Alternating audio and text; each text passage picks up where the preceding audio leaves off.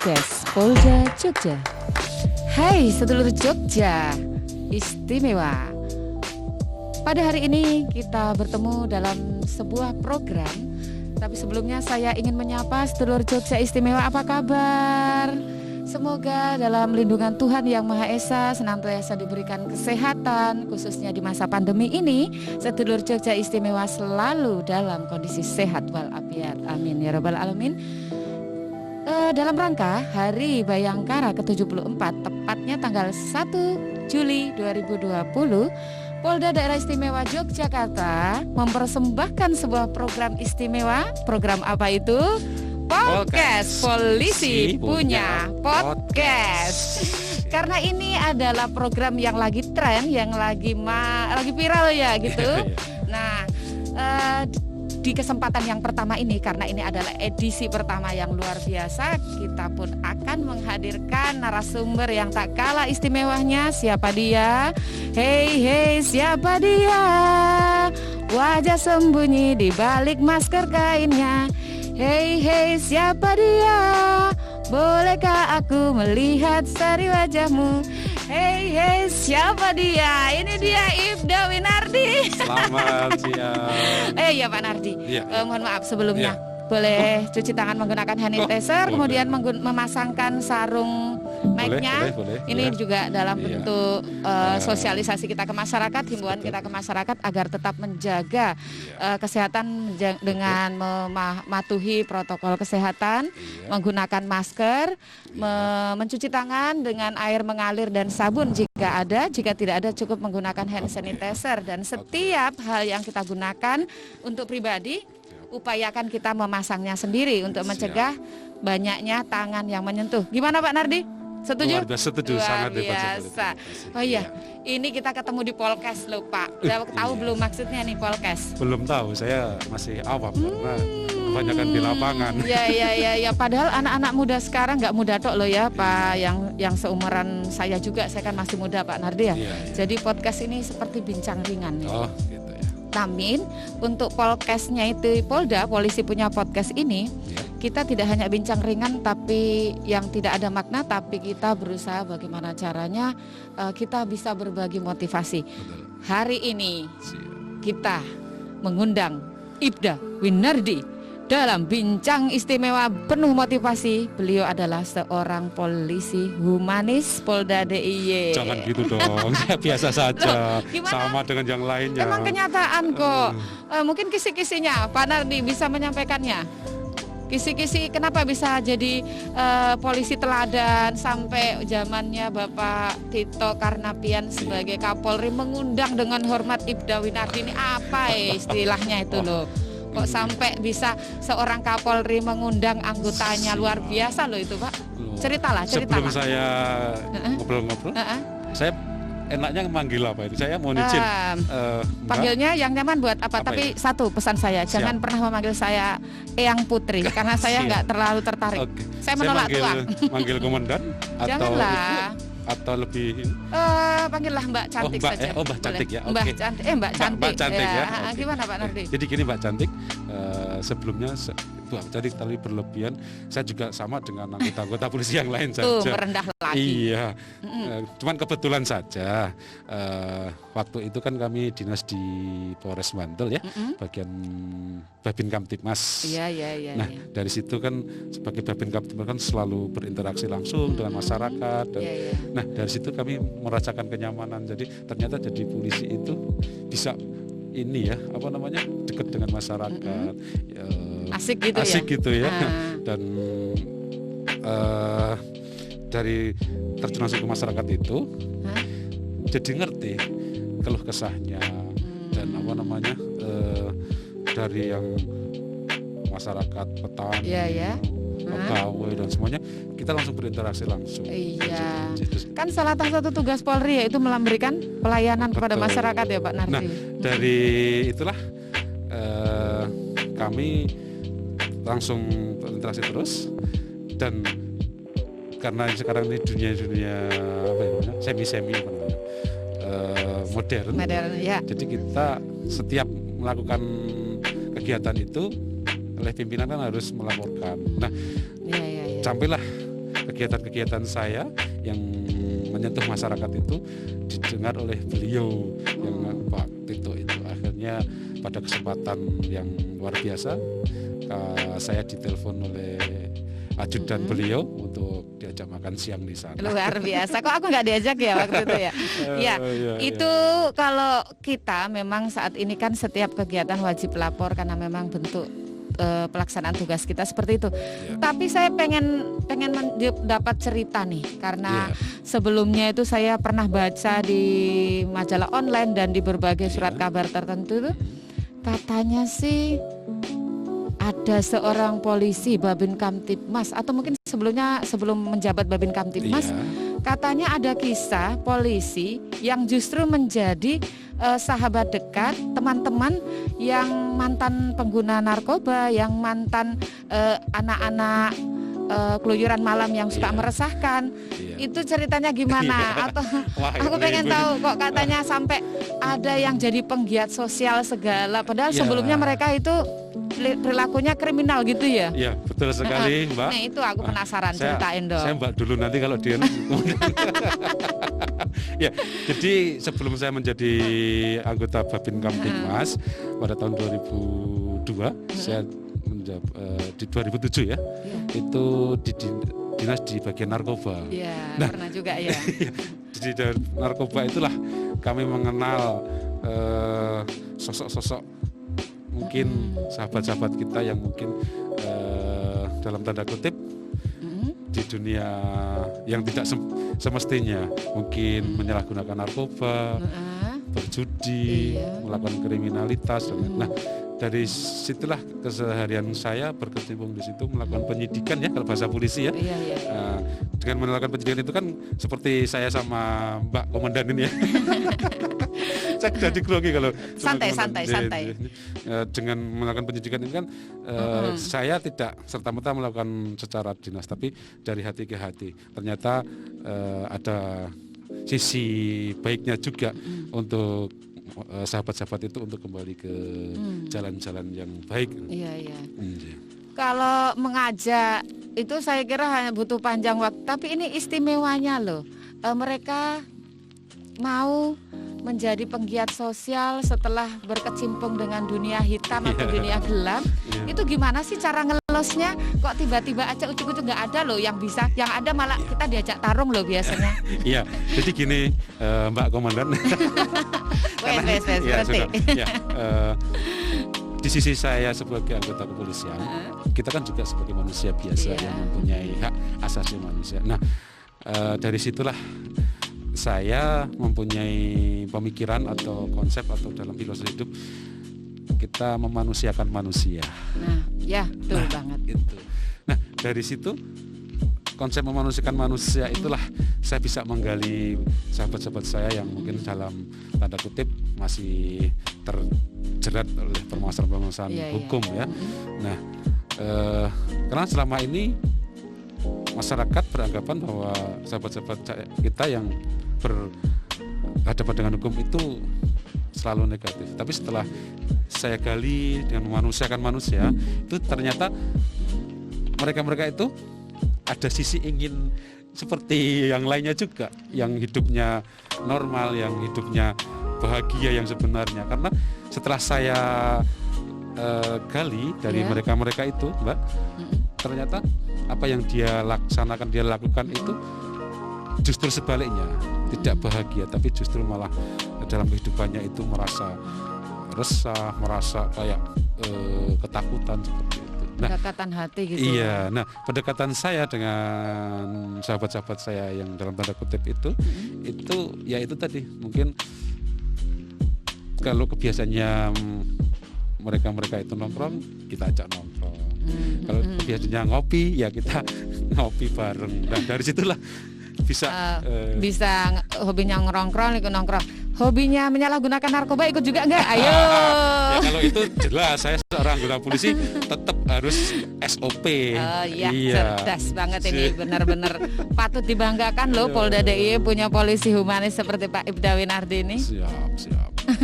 Oh iya, saya pernah juga dengar sebuah kisah, katanya Pak Winardi sempat membuat angkringan bersama sahabat-sahabatnya yang kemarin sudah balik ke dunia putih kali ya? Iya. Gimana itu? Boleh sedikit saya review ke belakang. Bukan boleh, memang harus. Coba kita berbagi. Bukan berarti saya ingin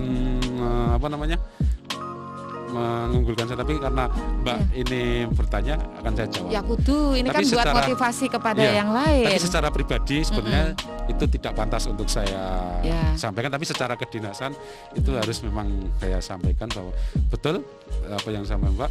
Pada waktu itu kan saya setelah dari narkoba pindah ke Babin Kamtibmas.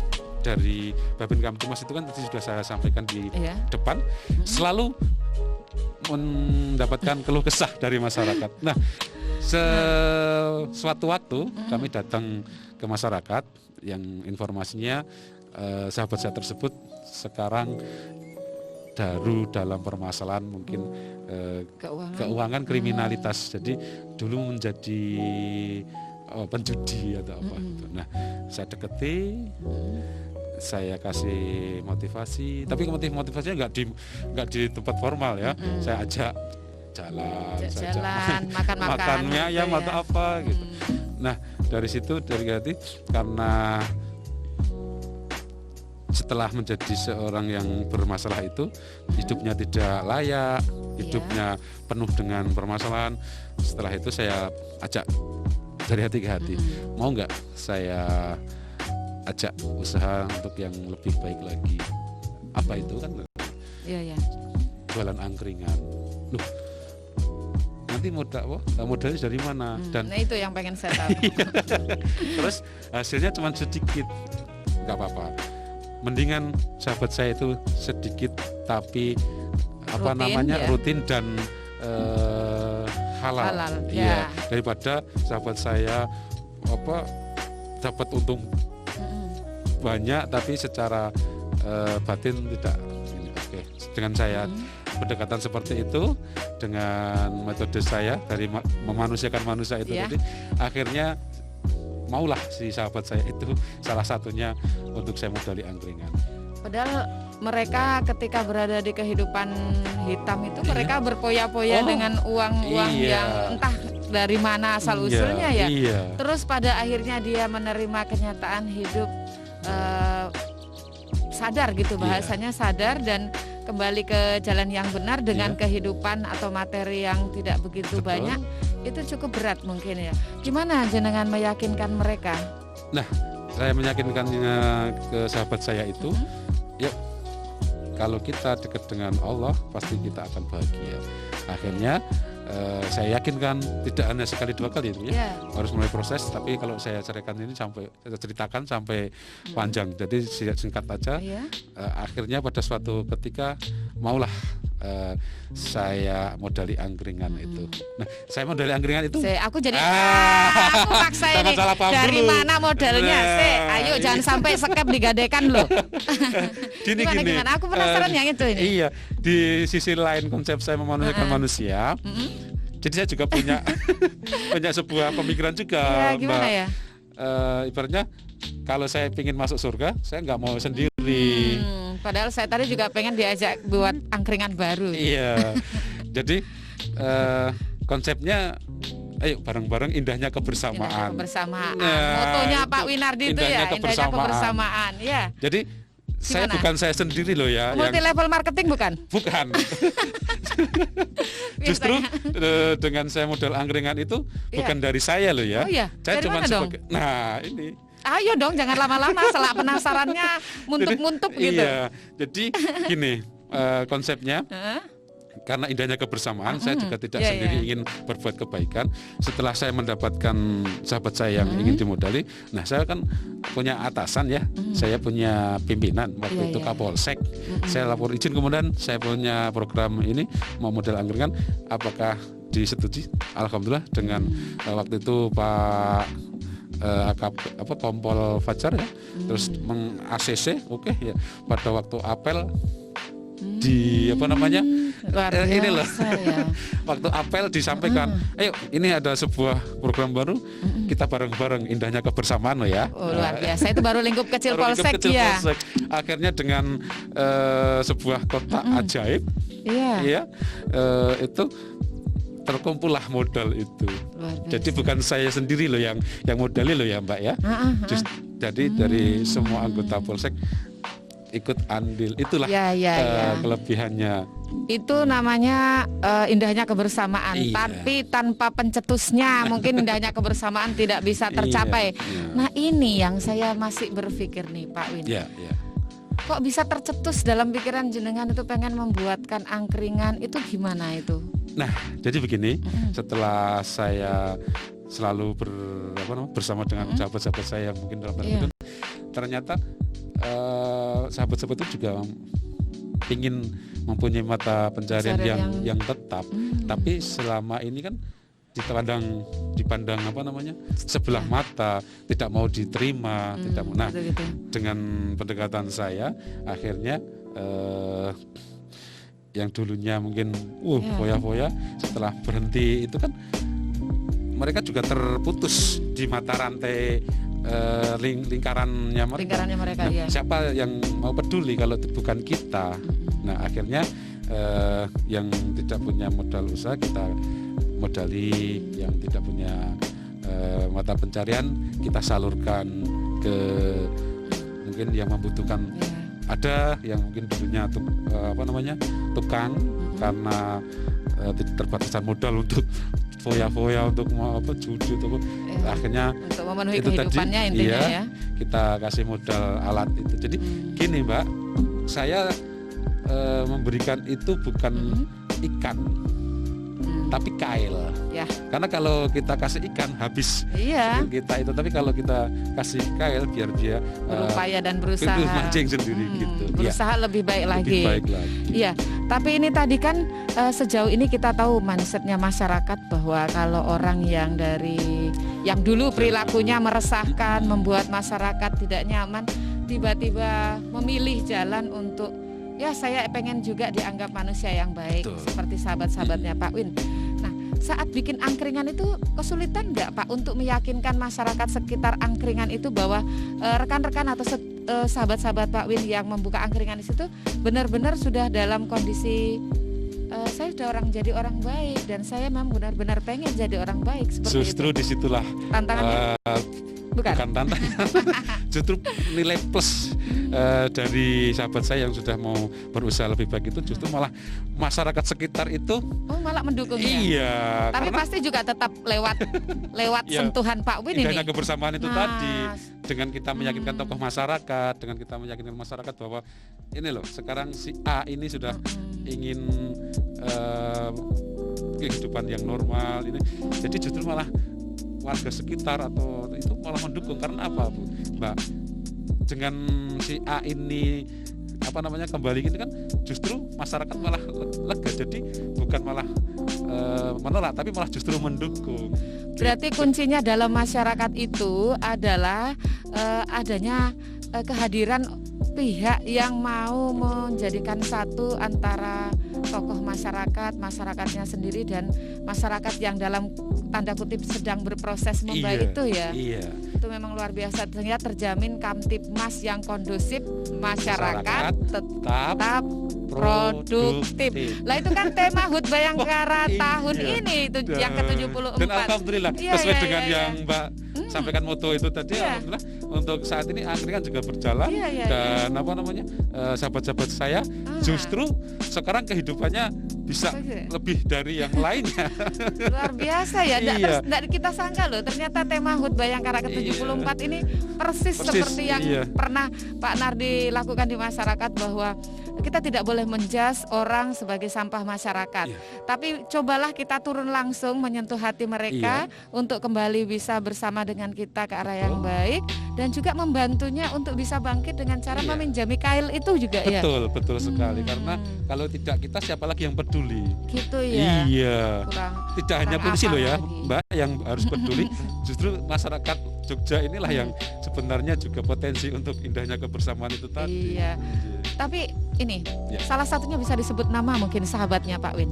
Nah, karena nanti ini edisi kedua saya akan mengundang sahabatnya Pak Win untuk konfirmasi loh. Oh, siap.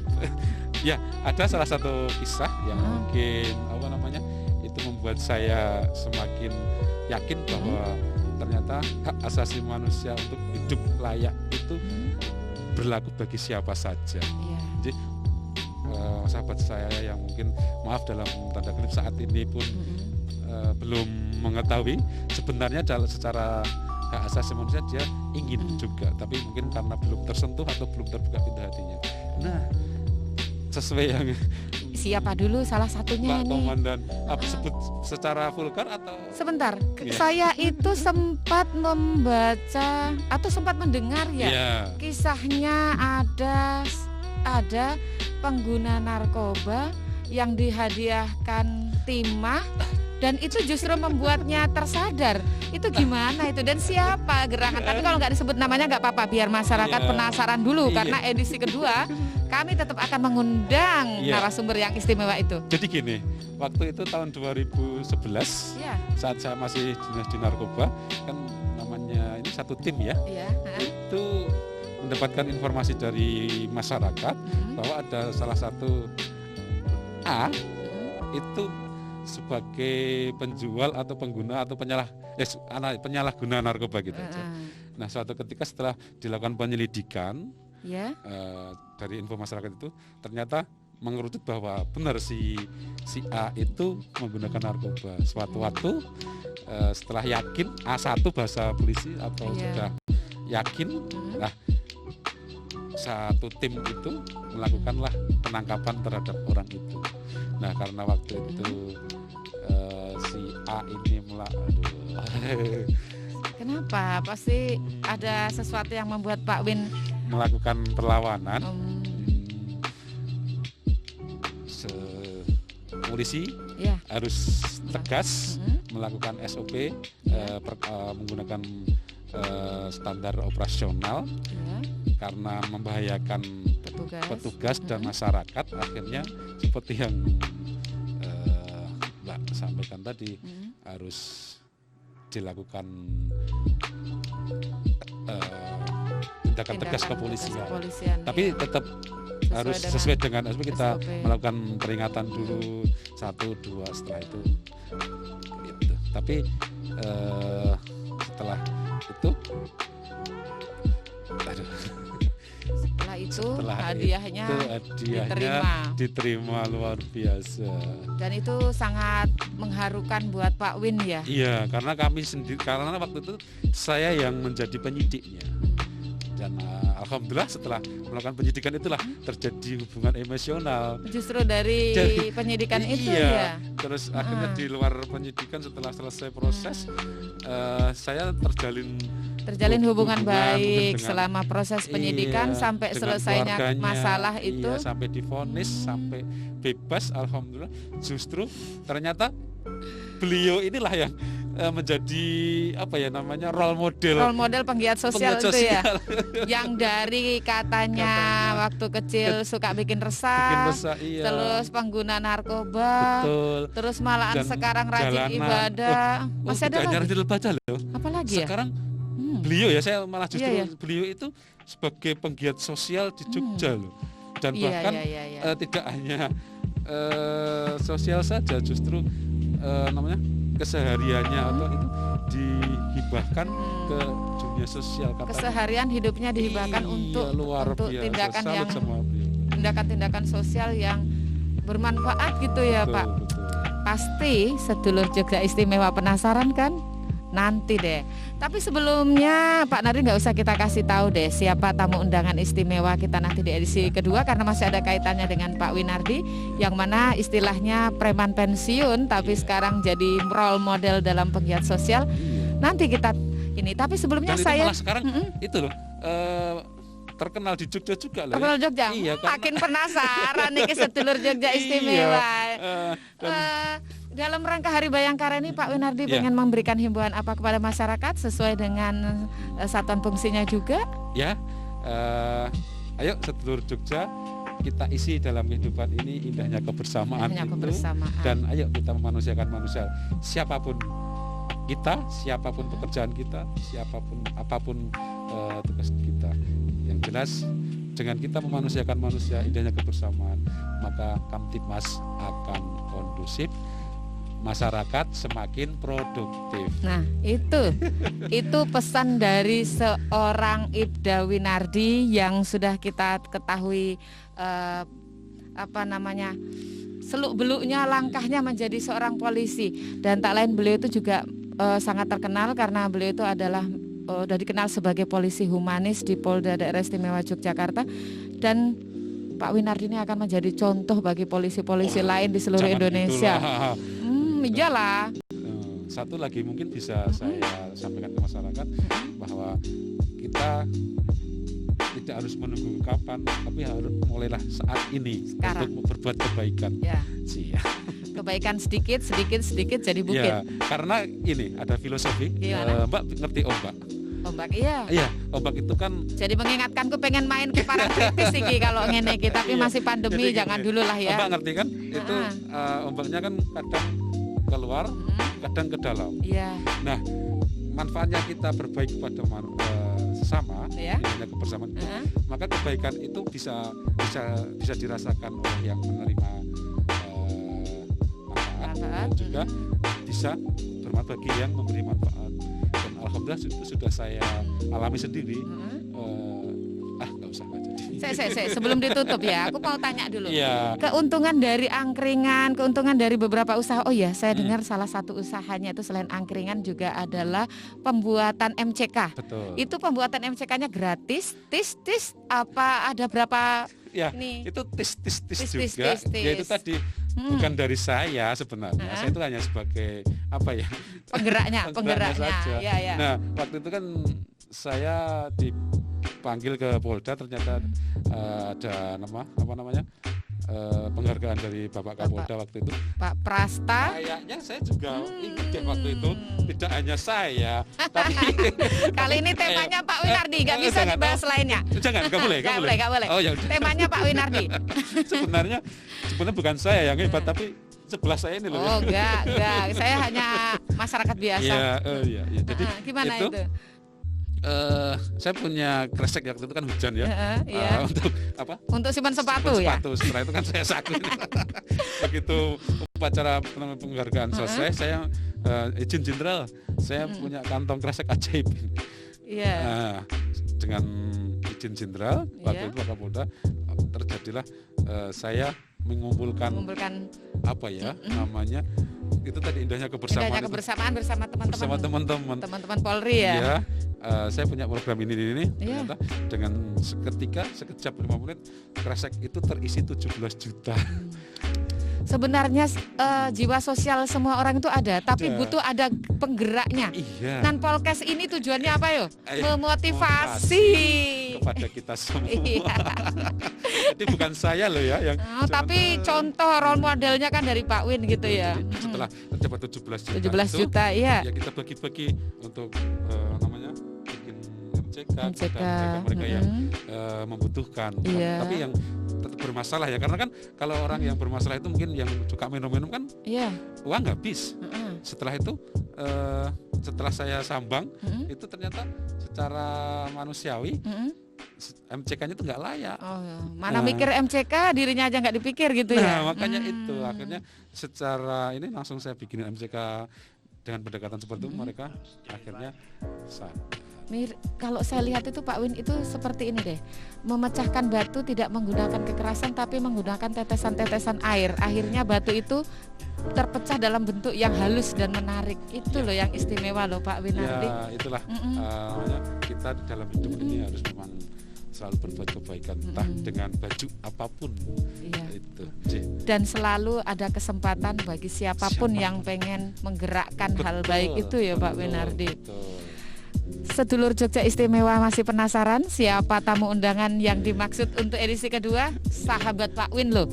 kita masih merahasiakannya Pak Win karena ini juga sangat istimewa. Iya. Kita mau, bahkan yang bersangkutan ini terkenal di Jogja gitu ya. Sangat terkenal karena dengan jiwa sosialnya setelah lepas dari itu tadi. Berawal dari terkenal sebagai orang yang suka mengacaukan, terus menjadi orang yang luar biasa bermanfaatnya gitu ya. Penasaran ya, penasaran ya. Tetap di podcast Polisi Punya Podcast.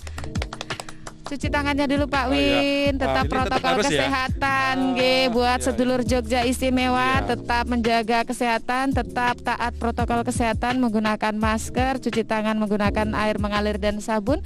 Jika tidak ada air dan sabun bisa menggunakan hand sanitizer, jaga jarak dan tetap jaga kesehatan.